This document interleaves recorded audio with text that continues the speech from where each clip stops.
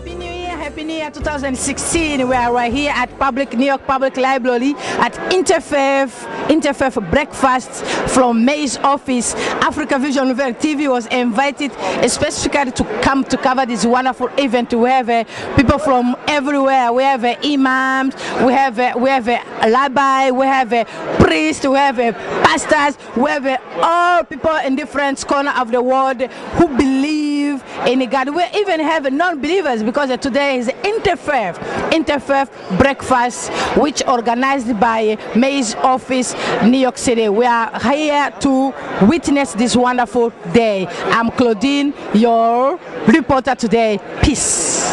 Here at Interfaith Black. If we see it, we call out the cancer so we can eradicate it. And that makes us stronger. And that gives people on the ground in all our neighborhoods faith that we have that commitment to them, that whatever their background, they are equally honored and embraced here. And we mean to deepen that work. We're very proud of the first 2 years of our work, but we have only just begun, and the deepening of that work involves all of you. I want to express to you a deeply held value that Charlene and I have. And it's one that should not be controversial, but in some ways, I think, unfortunately, has become so over the years. You may have heard from time to time we consider ourselves progressives. As progressives, we believe in changing people's lives. You can't change people's lives if you don't engage and work deeply with faith communities. It is as simple as that. And some people, and I don't in any way belittle them for this, but some people have come to see quote-unquote separation of church and state as a reason to keep some distance from faith communities. Well, our interpretation is very different. Separation of church and state indicates a government that will perform its roles fairly and equally towards all communities, towards people who have a particular faith background and people who don't choose any faith, equally. And it means that each part of our society plays different roles. But it does not suggest for a moment that we shouldn't fully and deeply stand shoulder to shoulder to do this work, because we can't do it well enough without you.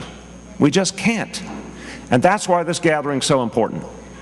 If we're going to keep taking on income inequality, if we're going to keep driving down crime, if we're going to keep eradicating bias, you are the necessary allies in that struggle.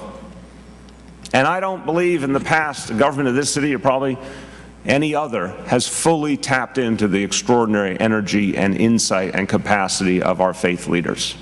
So we aim to do better. We aim to go farther in that effort. There's a lot that we need to do, and I'll be very quick. But I want you to know, I appreciate deeply the definition of faith that Reverend Sharpton offered. We believe that part of how we get somewhere is to declare the goal, even if we don't always know every piece of the equation that will get us there. Declare the goal and believe that together we can find the path. I will admit to you that on the first day of this administration, when we said we were going to get close to 70,000 kids in full-day pre-K within 2 years, there were some doubting Thomases in my own ranks. From time to time, I found myself doubting. But we said there is no more important and noble goal if we're going to build a future better city and if we're going to actually create equality and opportunity. And we had faith. And so many of you became our partners in that endeavor, and let the record show that pre-K for all worked. And it worked in part because we worked so closely with faith communities and with religious schools. We had common cause. Well, brothers and sisters, today in New York City, every single child who needs pre-K gets it for free. And thank you for all you did to make it possible.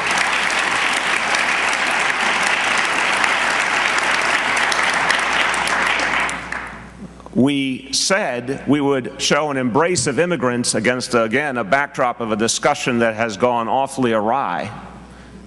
by the way, we are a nation of immigrants, we are a city of immigrants. All our greatness derives from being a place of immigrants for generations upon generations. Who missed that formula? Who didn't get the memo that immigration made us great?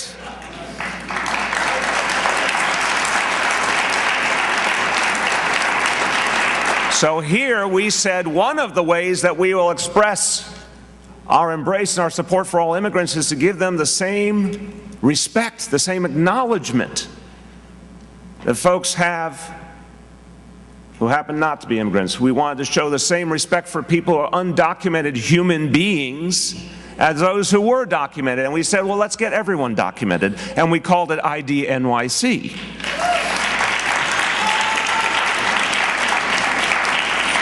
And I like to make fun of Commissioner Nisha Agarwal because she thought about 100,000 people would take advantage of it in the first year, but it's over 700,000 people have an ID NYC right now. Now this, I'm going to be quick, but this is one of the examples I want to give of not only the big changes we can make together, but very practical things you can help us with as well. Because I will be honest with you, until I had the honor of serving in this office, I did not fully understand that not only was an ID card crucial to getting a lease or a bank account, but it was Bill Bratton who helped me understand that an ID card makes the work of our police so much better.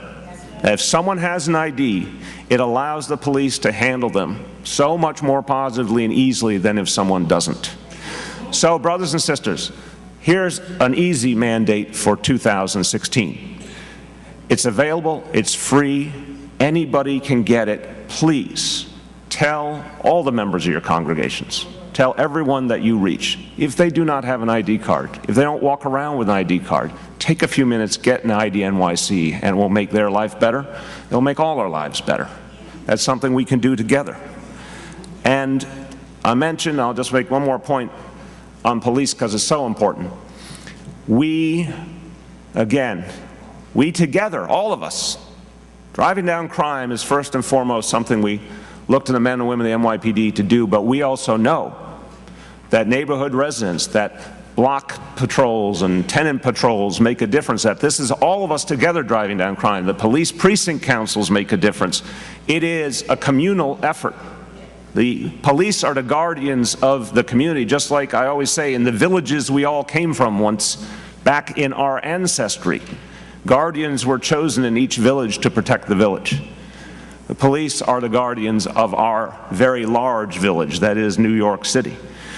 We have an opportunity in 2016. Now that we have shown what can be done, that we can drive down crime, we can bring the police and community closer together, we are on the dawn of a whole new age now with neighborhood policing. And the plan that Commissioner Bratton and Chief O'Neill are putting in place, we're going to see the thing that so many of us have dreamed of literally for decades, neighborhood policing. The cop on the beat who knows the clergy, who knows the neighborhood leaders, who knows the shopkeepers, and the connection and the deep flow of information, the respect, the partnership that can grow out of that. That is beginning as we speak, and it will go farther with you. So in 2016, I'm asking you to get to know the new leaders of the NYPD in your communities, to get to know the folks who are driving neighborhood policing in each of your precincts, to invite clergy into your houses of worship. Excuse me, clergy, you are clergy. To invite police. I figured that one out. You should also invite clergy. To invite police leadership and the police officers who serve the community into your houses of worship so they get to meet your congregants. So they get to know your faith and how crucial it is to the wellness of your community. That's the kind of thing we can deepen in 2016. I will just say a couple other quick things. You've heard from some of the previous speakers what we're trying to do with affordable housing. A lot of you played a crucial role in that effort, and a lot of you have organizations that build affordable housing, and I want you to know, if you haven't heard it from me before, I'll say it again. We are open for business. We want to build and build and build. We want to preserve affordable housing, and we need you to do it. So anyone in this room who is in the affordable housing business as part of your ministry, come see us, because there's so much we can do together. We need to reach people and help them to better their lives. The fight against income inequality is about raising wages and benefits. It's about reducing the costs that people are burdened by, like housing. We together, many people in this room, fought for paid sick leave. 500,000 more people got paid sick leave in the last 2 years because of your great efforts. And that makes a lot of difference in their lives. We need to fight together for a $15 minimum wage.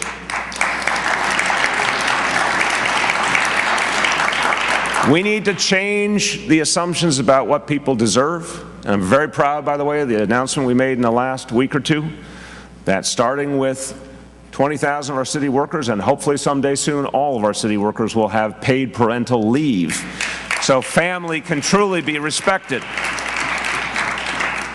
So those are a number of the things where we know we're making a difference, and with you we're going to make a deeper difference in 2016. I want to spend a moment on one more issue, because it's one that I know everyone feels deeply. We know we have a challenge with affordable housing. We know we have a challenge also with homelessness, and the two go together. The two go together. And it's so important that we look this truth in the face. We know there was a moment in our history 3 or 4 decades ago where we started to see people living on the streets. And we hadn't seen that for a while in any appreciable number. Go back to the 1930s, you had the Hoovervilles during the Great Depression. Then there was a period of relative prosperity, and people didn't live on the streets, thank God. But starting in the 70s and 80s, it started to happen. And then it was mainly single men, and it was mainly people with mental health challenges and substance abuse challenges. And there were a lot of them, and it was a problem. And we all worked together to do something about it. And we made some progress, but never enough. But then the Great Recession happened. And the Great Recession changed everything, and we need to look this in the face because the Great Recession changed the rules of the game for so many New Yorkers. And wages and benefits just didn't keep up with the cost of living, and somehow simultaneously the cost of housing kept going up and up and up. Think about the whipsaw that people found themselves in, where wages and benefits were stagnant, where jobs were lost, but the cost of housing just kept escalating. That's what happened in the last 5 or 10 years in this city. So the fact is today, and I want to make clear people have these numbers right, we have 58,000 people in shelter. 58,000. That's 58,000 too many. But they're in shelter, and they do have a place to go at night. Unlike so many other cities, sadly, that are dealing with the homelessness challenge and don't have the shelter capacity we do, we have a bed for anyone who wants it on any given night. There are still, however, 3,000 or 4,000 people who are on the streets 24/7. Again, with that group of people, that is more what we've seen in the past. Folks with mental health challenges, folks with substance abuse challenges, folks who aren't comfortable coming in off the streets. Now, you've probably heard in the last month we announced a new initiative called Homestat. It will be the single biggest homeless outreach effort in the history of this country by any city. We will be crisscrossing this city with outreach workers, working closely with NYPD to make sure that literally we contact each and every homeless person every day, and with a simple common message: come in off the streets. We have help for you. We have a safe place for you. We have mental health services for you. We have the cure to substance abuse. You know that no one will be better at spreading that message than all of you. And we need you to participate in particular in our Safe Haven initiative. And a lot of you are already, and I want to thank in particular the Archdiocese, which has played a leadership role, but we have more to do. Safe havens are the smaller, often faith-led facilities in a house of worship or associated with a house of worship or a nonprofit that give folks who are on the street a small, intimate, supportive environment to come into. A lot of folks on the street are not willing to go to a larger shelter, but they are willing to go to you because they trust you. They trust you. Cardinal Dolan and I visited a safe haven in the Bronx a few months ago. and I spoke to one of the Franciscan brothers who ran it. And he said the reason people come in is because we respect their humanity. We see them as individuals. We know that each person had an individual path where they went from some life that we would describe as normal to a life on the streets. Each one had an individual path. And we respect that, and we explain to them that we will work with them as an individual to get them right again, to get them to a better place. And that's what Homestat is all about. But Homestat will work in particular if all of you are a part of it. If we have the right place for each person, if they know they will reach the warm embrace, the supportive environment that you have to offer. So we need you to make the safe havens work. We need you to remember that each additional bed we provide is a chance to break that cycle of homelessness for one more person. One more person who, once we get them off the streets, can find their way forward. We're investing in supportive housing, we're investing in safe havens, we're investing in all of the tools that work. And by the way, you heard, I hope, that we are, and we're very proud of the fact, that we took President Obama's challenge to end chronic veteran homelessness. We met that challenge. We achieved that challenge.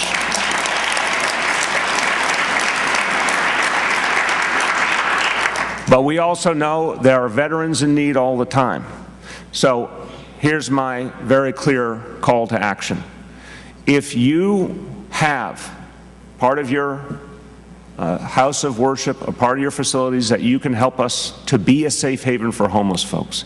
If you have apartments, or you know of apartments that can be rented to the homeless or to our homeless veterans in particular, we need to know about it. And you know the great people that we have working on our team, like Marco Carrion and Harold Miller and Penny Ringle and Sarah Saeed, all the great folks who work, Jonathan Soto, all the people who work with faith communities. Let them know if you can help us, and tell anyone you know if they have a safe haven to offer us, if they have an apartment to rent. All you have to do is call 311 and tell us, and we will be right there to work with you.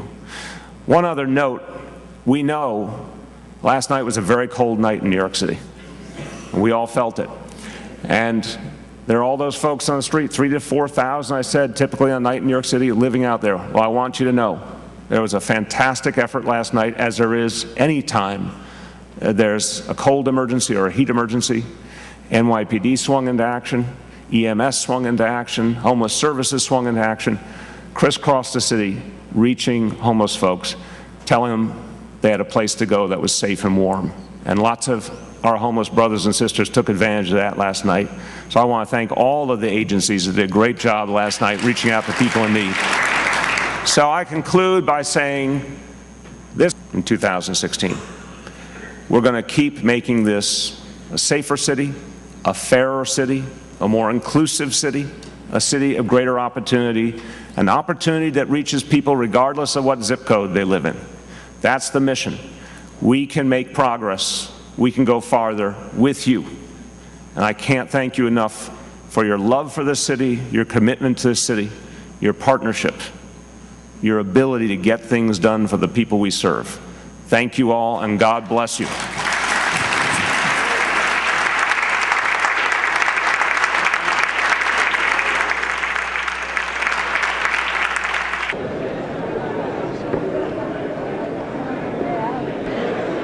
People today? I think the most important message we can give to them is they are not alone, that we will stand with them, we'll open our doors, we have houses of worship that have space, they are welcome, they are not strangers, they are members of our extended family, we belong to one another, and we don't care what race, what religion. As someone said, it's about homelessness.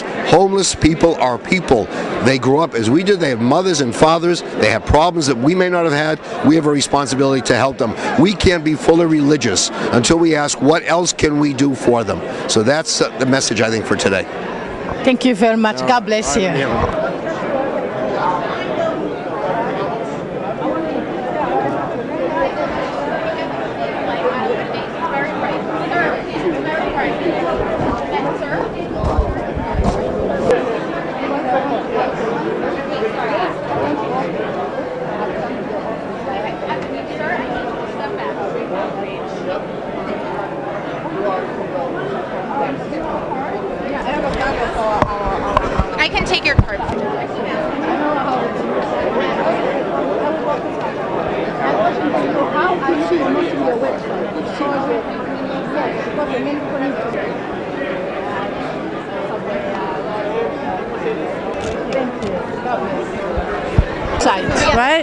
We have a public advertising campaign that will begin very soon. So look out for it, all right? Take a look. Website again? Thrive NYC at nyc.gov. Thank you. At New York Public Library, where we just finished this wonderful, very informative, powerful breakfast, which was organized by May's office and First Lady.